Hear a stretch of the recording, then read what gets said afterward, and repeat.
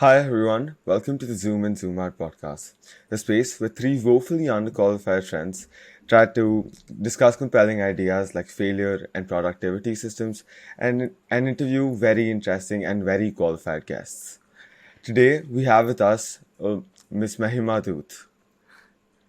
Thank you for joining us, Mahima Dhoot. So, Mahima Dhoot is my cousin, and it's an absolute privilege to have her on here.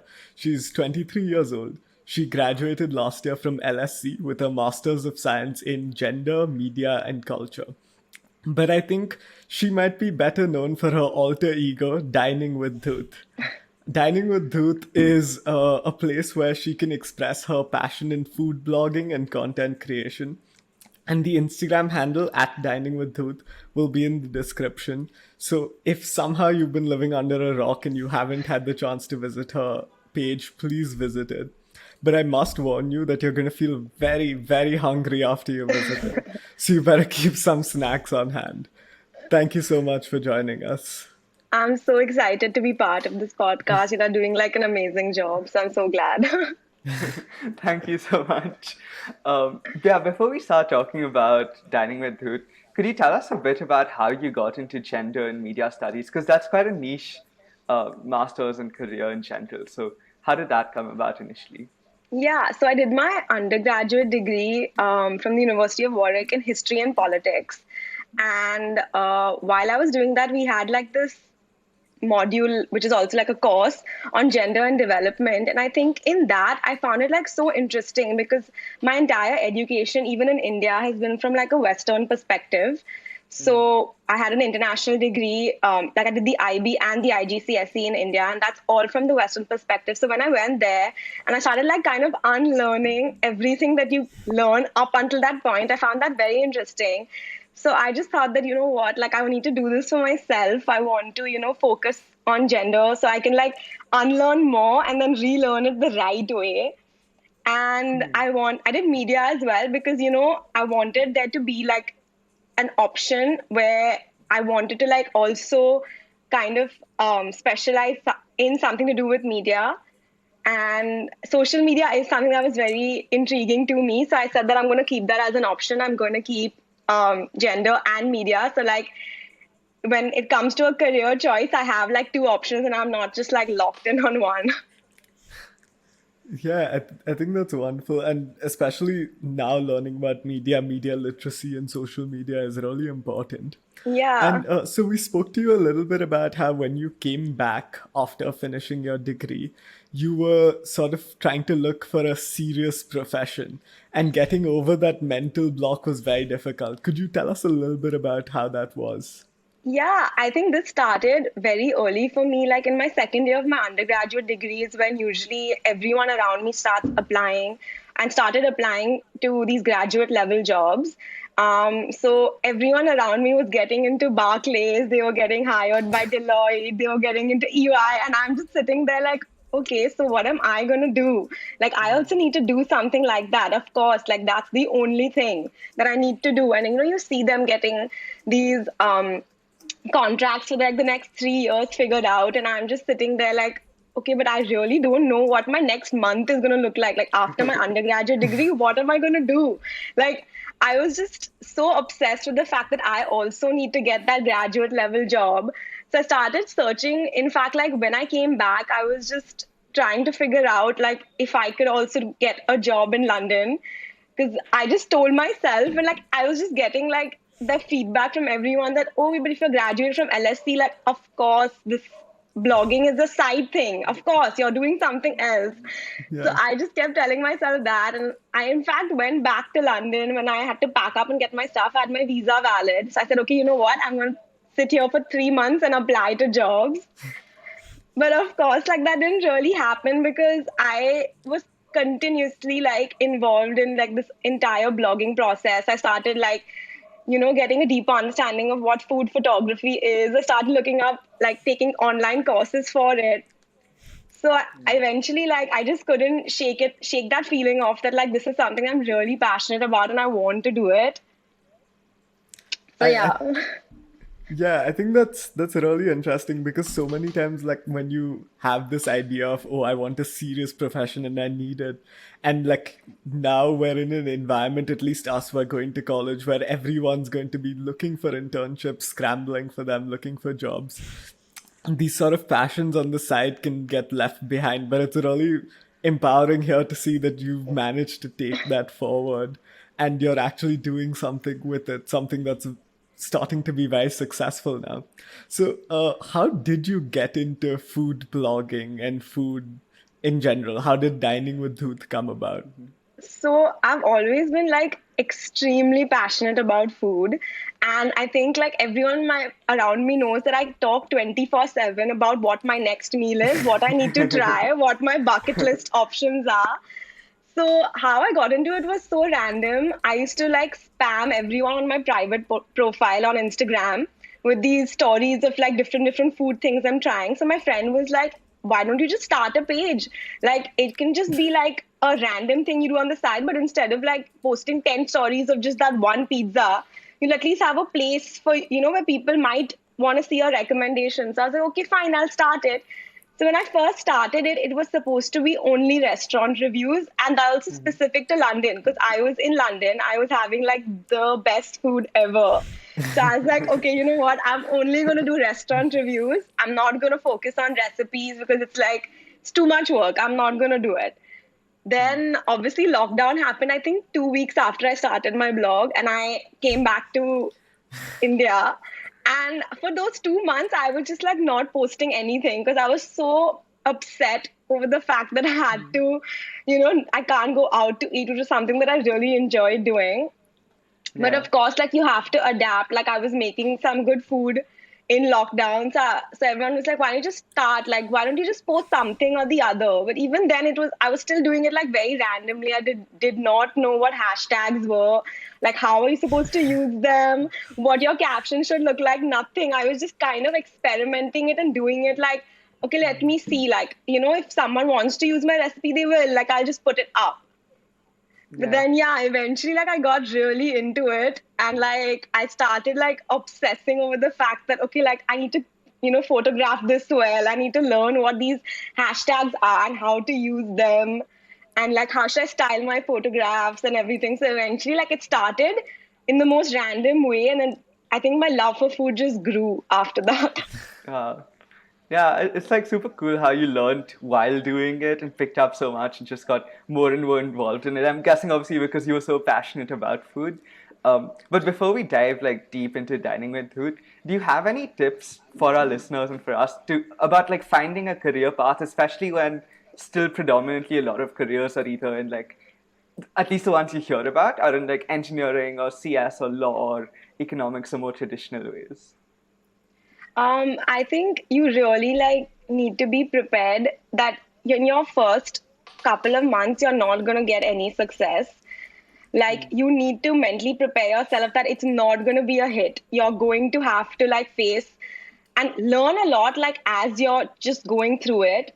So like start it because the first couple of months is just pure learning, and then after those initial couple of months you're going to start really understanding what you're doing. And of course, like you need to be extremely interested in it because if you're not, you're just gonna it's gonna fizzle out really quickly because if it's not something you're passionate about in those first months when you don't really feel like you're getting any recognition or any kind of like success monetarily or otherwise, you're just going to lose interest. So you need to be extremely passionate about it for sure. Right.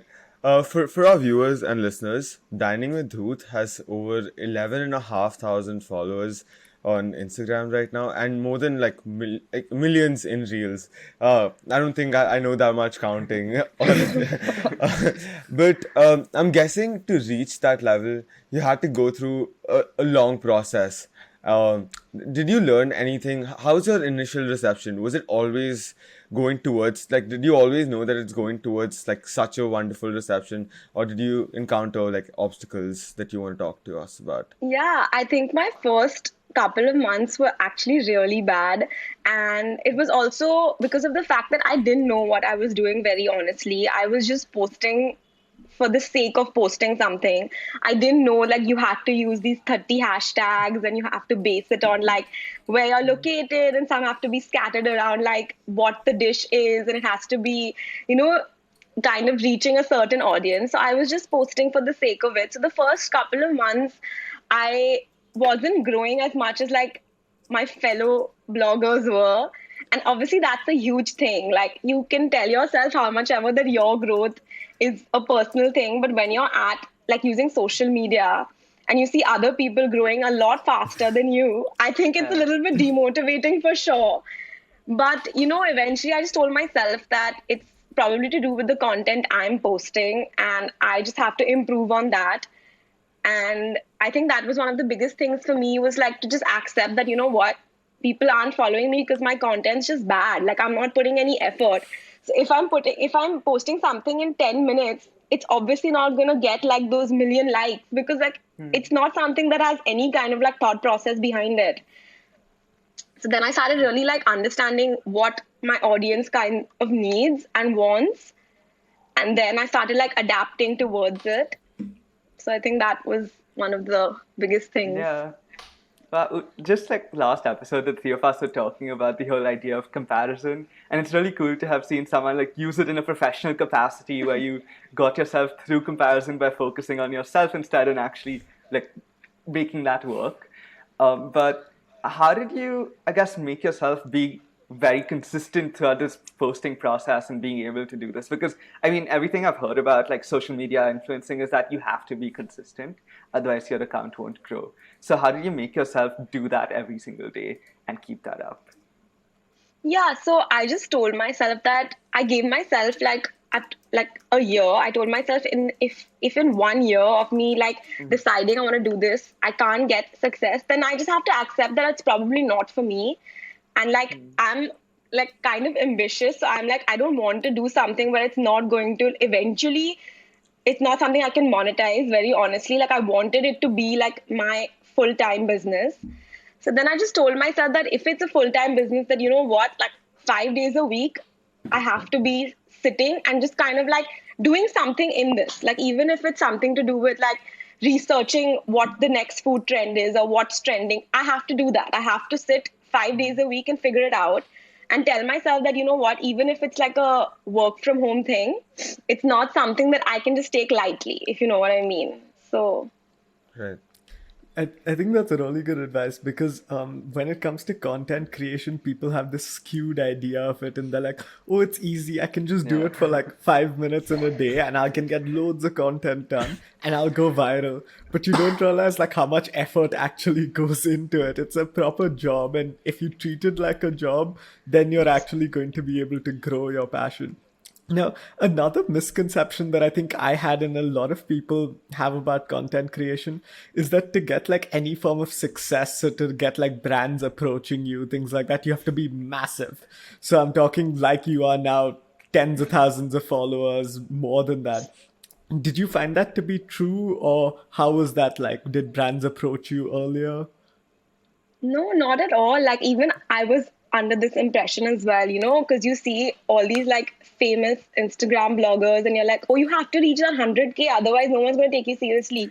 But what I realized was like I had, I think, 1,000 followers, and I got someone reach out to me. It was this kimchi brand, in fact, from Korea, and they were like, "Can we send you a parcel?" And I was so That's shocked. I was like, awesome. "Why do you want to send me a parcel? Like, who am I even like? Who is even listening to me? No one is."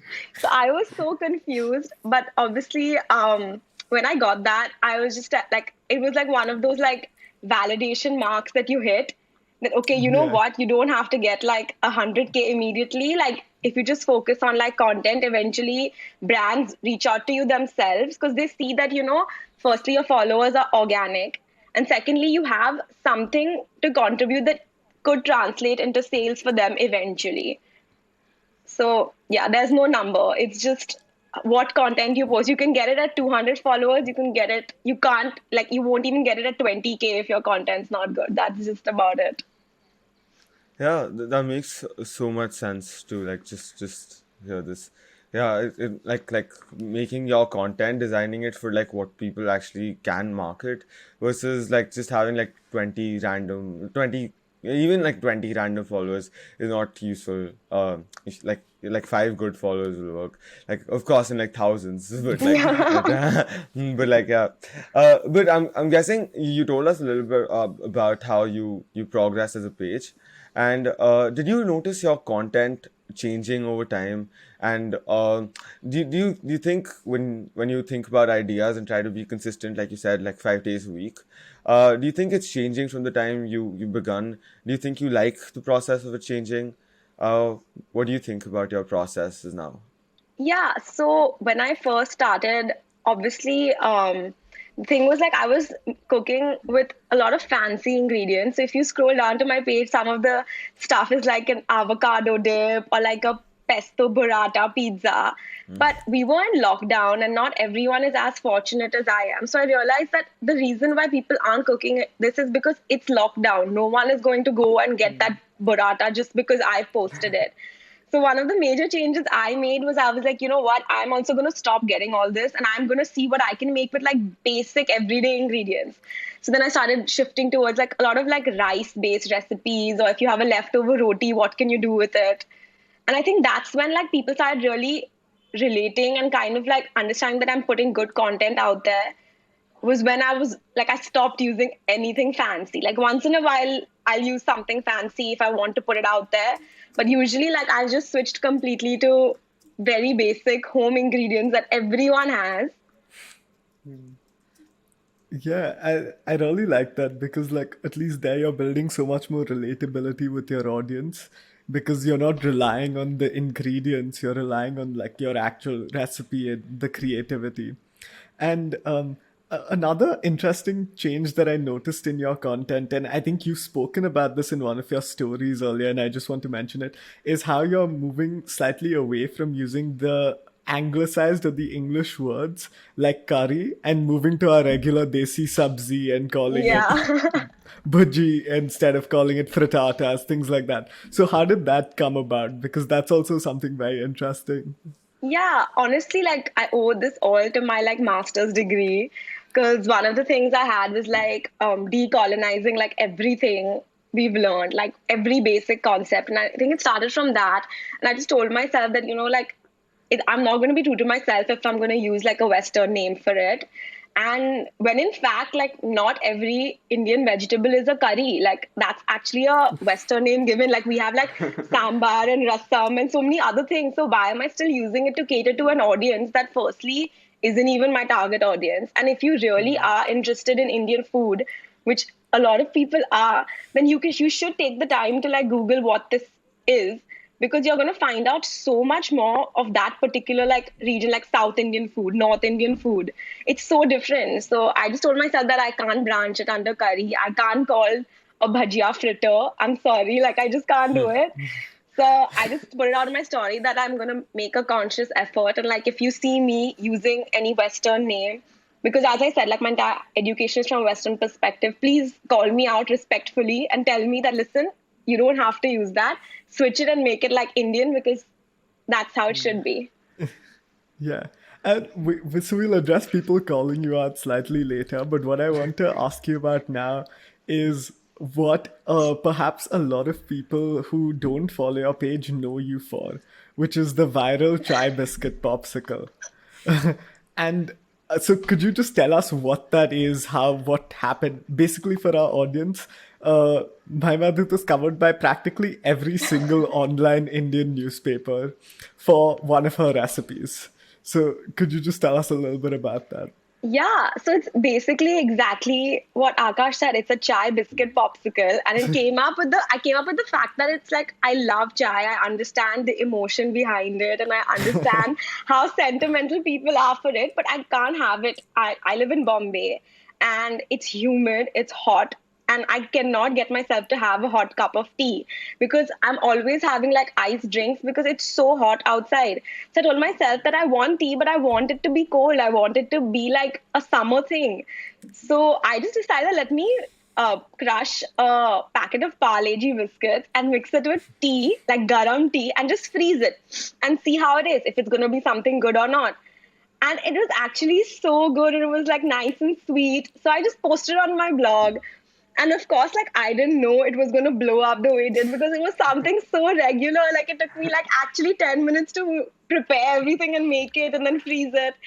And as opposed to all the other like dishes I take that, take so long. And when it like went like actually viral, I was like shocked. I remember I was like telling everyone that like, how has this even happened over something so basic?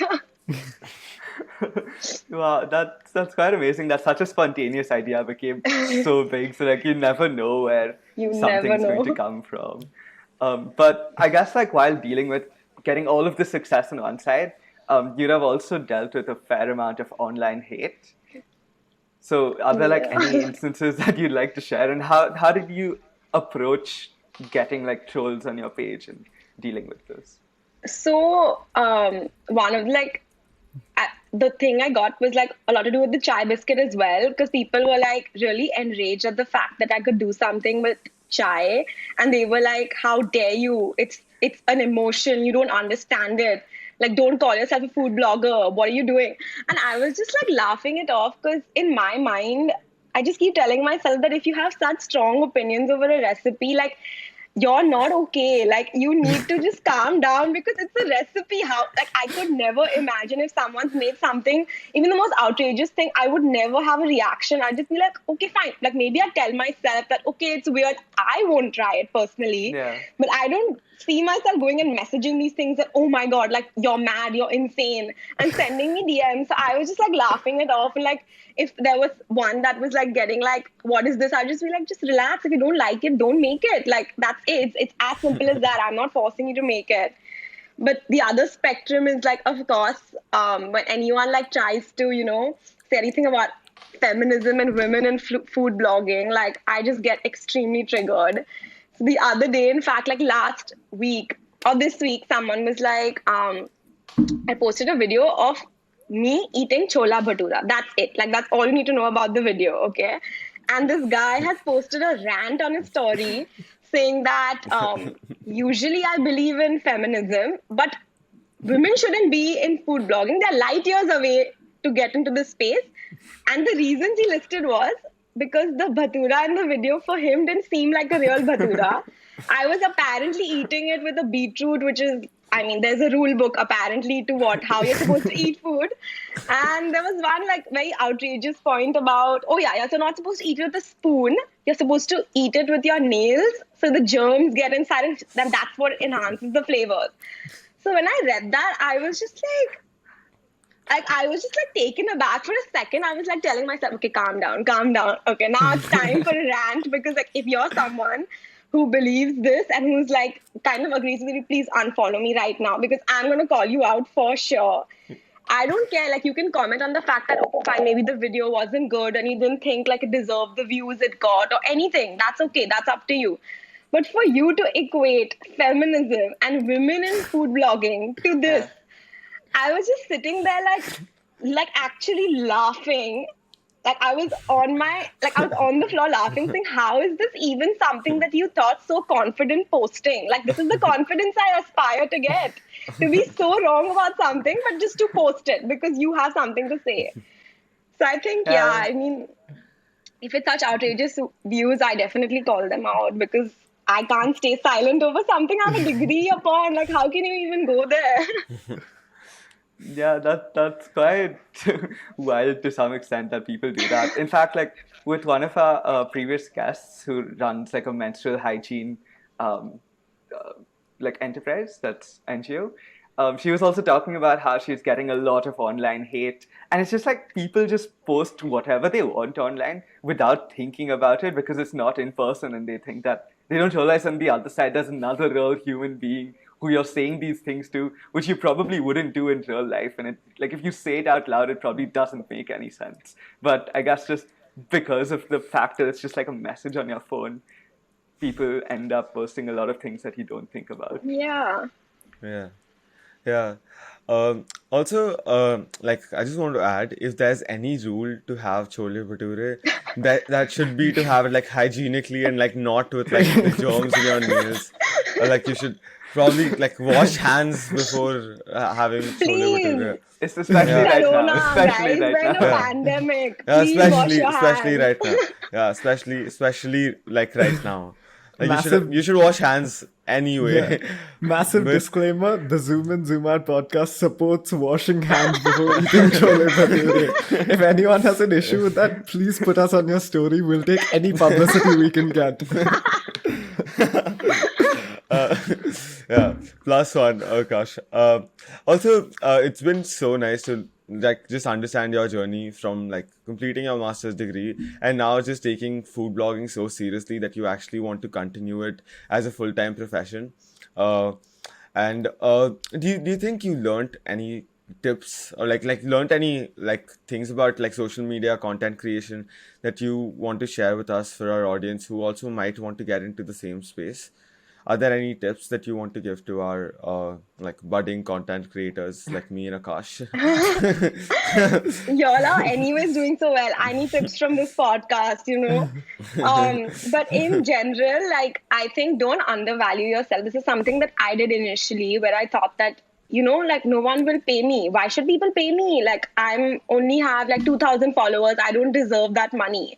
So I really like undervalued myself, and then once it so happened that one of my photos that I did, it was like a barter collaboration, and I obviously it takes me a lot of time to make that dish and take a photograph, then edit it, then submit it to the brand, and I saw that that brand had used that photo as their cover image for their stores all over India, and I think that's when it hit me that okay, so even if I have 2,000 followers, that kind of content, I'm basically getting nothing out of it. What I got was that product, which is like very honestly 70 rupee product is what I got, and they have managed to use it for everything, like all their Instagram ads, they've used it on their website, it's all over their stores, that like third party stores that sell that product. So I think that's when I realized that what, like I'm going to start charging brands for any kind of content creation, because I don't feel like you'd never walk into a salon and be like, give me a haircut, I'll give you a t-shirt for free. What will I do with your product? I'm providing you a service. So do not undervalue yourself, start charging, because you might think that you need to be at 50, 100, 200K to charge, but you don't. All you need to do is produce good content and brands will pay you, because eventually like your content speaks for itself. It's very easy to go out there and post like a 15-second video when you have made it in like 10 minutes. It's very obvious, people can see it. But when you really put in that effort and that aesthetically shot of you pouring something is there, brands will come to you and they will pay you. They'll probably initially be like, oh no, can't, and we don't have a budget, we're a multi-millionaire brand, but we don't have a budget for you. They'll probably say that, and most of them do anyways. But I'm just like, if you don't have the budget, then it's fine. You can, or please reach out to me when you all do have that budget, and I'm happy to then collaborate. So I think one of the biggest things is please Yeah. charge and value Yeah. yourself and your content creation skills. And Yeah. the other thing that I really learned was that don't get demotivated by numbers, because Instagram is like a number game, and it's really easy to tell yourself and like, that like I'm not getting any reach, I'm not getting anything. I just feel like if you focus on your content, it might take longer than some, and you might see some viral videos or like people doing really like deep frying everything and getting that 1 million, 2 million reach. And you're out there making like nice recipes, putting in that effort. So I think regardless that just continue, because you might think no one is noticing, but there are people noticing. There are people who are going to value your page above those other pages because you're putting in that effort. So just continue doing that. Yeah, it makes so much sense to like just be like happy with the deals that you're doing and like just charge the appropriate amount that you think you value yourself with. But also, I had this question about do you think it's more important to focus on the quantity that you're producing when you're starting out or the quality? Like given that like you can't focus on like as much quantity if you start caring too much about quality, where do you strike that balance? What's your take on this? So when Instagram in fact released a guide where they said that you need to post 5 reels a week and 3 permanent like static posts, and 2 IGTVs a week. So that's like you're posting, it's not even 1 week, you're posting 2-3 posts in a day. And when I initially thought that, okay, let me try this out, honestly, like I just was exhausted and the fun of content creation was over for me. So I did this for a week and I said, no, I cannot prioritize quantity. I'm going to just focus on quality. And I actually ended up getting a lot more reach and growth when I started doing that. But that doesn't mean you post once a week and just say, that's it, I shut shop, that's it, I'm posting once a week, because you need to be consistent. You have to show up on your stories every day. Or even if you're having a bad day, sometimes just tell your audience that, you know what, I'm just out of it today. So like, if y'all want to ask me something, y'all ask me something, because I have nothing to show. Because in lockdown, I actually have nothing to show. I'm reliving the same day again and again. Honestly, I have nothing to show. So sometimes I just end up doing Q&As.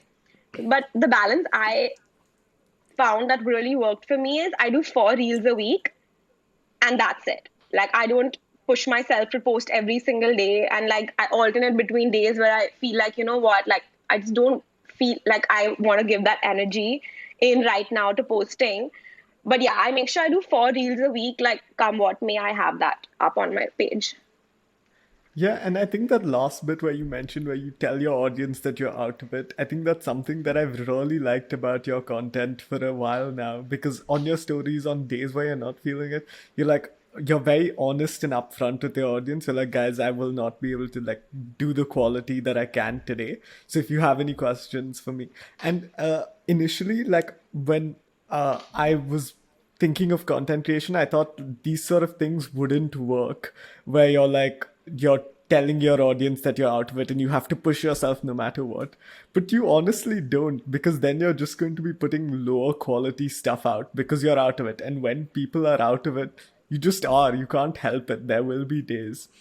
And when you're honest with your audience, you can actually build up a much deeper connection than if you're just giving them bad content on few days.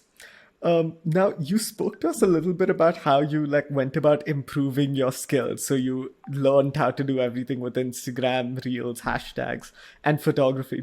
So are there any like general resources? So where did you learn this stuff in case our audience wants to know? One thing you should do is follow creators on Instagram, because that's when they drop like all the latest news on what's going to happen on Instagram. What are the things you need to follow? So like last week, they said that Instagram is no longer only a photo sharing app, which basically means that if you have video content, now is the time, put it out there, because your static posts aren't going to work anymore. Then another thing is like I honestly just watch a lot of YouTube videos on like the most random things. So I follow like food photography pages where they, kind of drop some skills or like tips on how to make this shot aesthetic, or like what kind of a camera angle works best for you. Like I just watch all these YouTube videos. So like don't underestimate the power of YouTube and like the internet, because honestly, everything you need to know about social media is there. People have done videos on it. It's done. You just need to go there and find it and take that time. Like, you might think that it's a half an hour long video. Break it up, watch it in 10 minutes. Because yeah, no one wants to hear for half an hour what a hashtag is, what to use it. It is boring. But like, just break it up and do your research, because everything is on the internet. Like if I have to honestly understand anything about Instagram, it's not like I message anyone or like any friend. I just Google it and it's there. Like everything is there. Yeah, I think that's really powerful, because if you need to find something, YouTube, the internet, it has it all, and it has it all tenfold. So it's about that drive to actually realize what all you have to find and then learning it. Now, finally, about Dining with Dhoot, what's the plan for the future? What can we expect to see from you in the following few months and years? Okay, so I obviously really like I'm right now at like, as you said, like 11 and a half. I want it to explode. Like I want to be everywhere. But also I want to do it at a pace like that's extremely organic. I do not believe in, nor do I suggest this to any content creator out there to go and buy your followers, because brands can find out, like having had like a previous job in social media, brands find out so easily if your followers are paid. Like all you have to do is go to your following list and see if you have like 100K followers and your likes are 100. That doesn't add up. you're like obviously an account that has bought it. So obviously don't do that. So my plan is obviously to go at like an organic rate that obviously doesn't burn me out as well.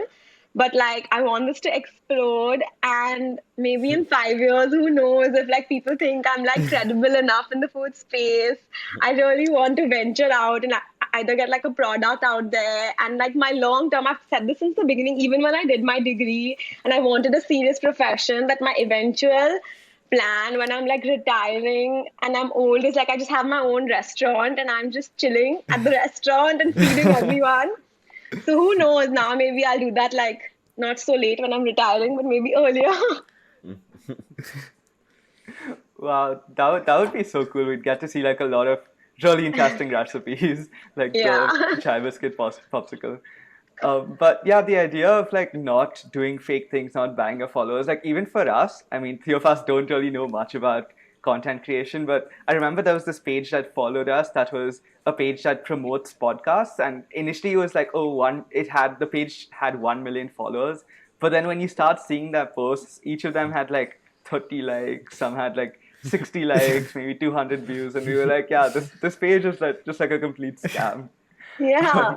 But yeah, in terms of content, I guess like even keeping up 4 reels a week and everything else is still an ongoing process, right? So how do you ensure that you don't have productivity slumps and content burnouts? And when you do, or if you do, how do you deal with that?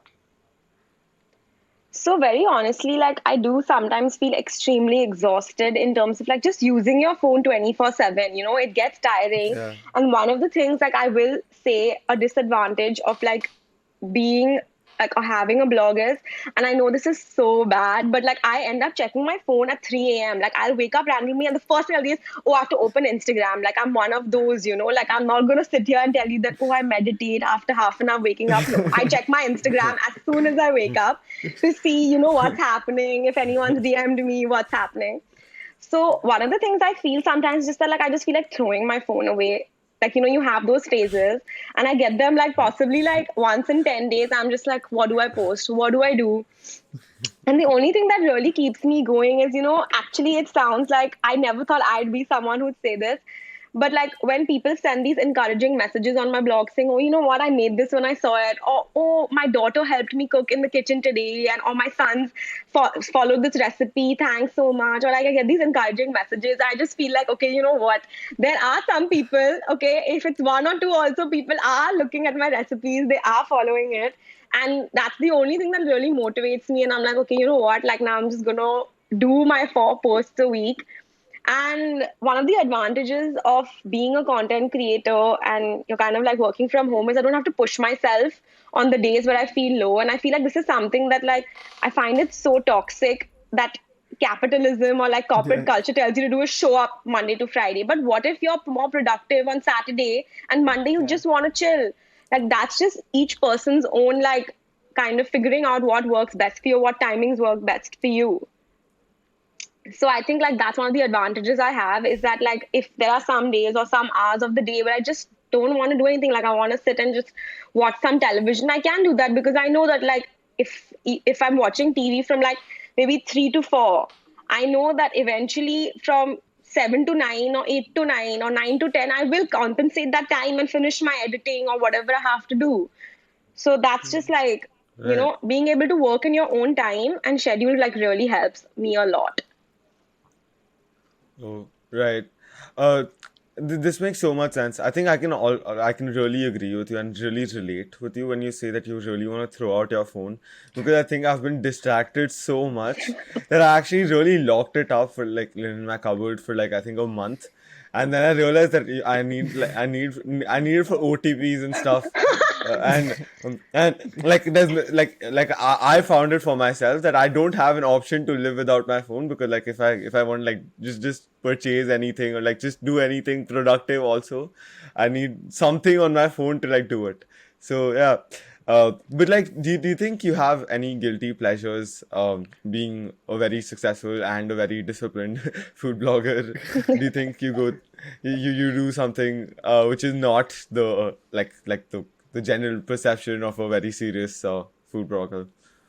Honestly, the amount of TV I watch is not healthy, and that's probably why I have the headaches. I'm out here blaming my phone that, oh, Instagram keeps me so busy. It's obviously me. I'm like, any show that comes up, I'm watching it, and it's not even like a normal pace of watching it. I will finish it that day. And I'm just not like, I'll stay up till Wow. 3 a.m. My eyes are Yeah. burning, and I know I have to probably wake up the next day and do something about it. But like, my guilty pleasures that I watch TV shows like this. Like, I will finish it and I'll just be like, on to the next one. Like, there'll never be a time in my life where I'm not watching. I have a TV show on my list to watch. But that's Yeah. honestly something I just allow myself. Like, I in fact tell everyone that, if the days I don't watch TV is the day I get a headache. So y'all figure it out. Like, this is something that's for me. I need to do it. Yeah, I think one of your future reels can just be about, like, what movie to watch or what TV show to watch while you're dining with it could be like Yeah. a recipe plus TV show. I put it on my 5 stars. story all the time, and I, in fact, made a Yeah. highlight about it. Like, it's called watch list, because I'm like, you know what? I watch so Oh much wow. television, and then I keep telling my dad that, stop telling me not to watch TV, because like my audience wants it. Hello, they want to know what I'm watching. Like, I need it. This is also Yeah, content. yeah, yeah. Yes. It's a nice way to make that part of your work. But yeah, I think you've been giving us like a lot of really insightful things throughout the episode, especially for people who are into content creation and just in general as well. But is there like any specific parting message you'd like to leave our audience with? Just like something to think about as they leave this episode, something to ponder. I just say, like, don't get demotivated if you're getting into this content creation space. People are gonna honestly not understand it, and that's okay. Like, you can't expect your parents' generation to immediately get it, because they are brought up with values thinking that a 9 to 6 or 9 to 5 job is the only way to succeed in life. So I think it's going to be a challenge if you're getting into just kind of like explain what this is. But all I can say is, if you're consistent and if you're going to they're going to be able to see if you're serious about this. And if they can see that you're serious and you're obviously like someone who's putting in a lot of dedication into it, like, they are going to like eventually be like, okay, you know what, you're doing good. Just continue. I get it now. I get it. So just don't get demotivated with all the initial comments, because there are going to be so many people who are going to be like, what are you doing? Like, why are you graduating from university? You just do this on social media. Like, this is not a job. But just keep at it. Definitely. I think that's a wonderful parting message. And this episode has been so insightful and incredible. Thank you so much. So, just as a summary for our audience, you don't need a serious profession. It's about finding your passion, finding out what you actually enjoy doing. And then once you figure that out, it's about being consistent, but consistent at your own pace. So consistent at something that a pace that suits you. And it's about having your content adapt based on new things you learn, based on what your audience wants, and how to organically grow your audience. Now, for all of our listeners, all the link for Dining with Dhoot will be in the description below. If you haven't already checked it, what are you waiting for? Just go look at it now. The recipes and reels will genuinely make you drool, and all the movies and TV shows that you will find out about from there as well. But thank you so much, Mahima, for coming on the podcast. For our audience, thank you for listening as well. Please subscribe and leave us reviews. That'll help us more than you can imagine. Thank you so much. Thank you. Bye. Thanks so much, you three. I had a Bye. great time.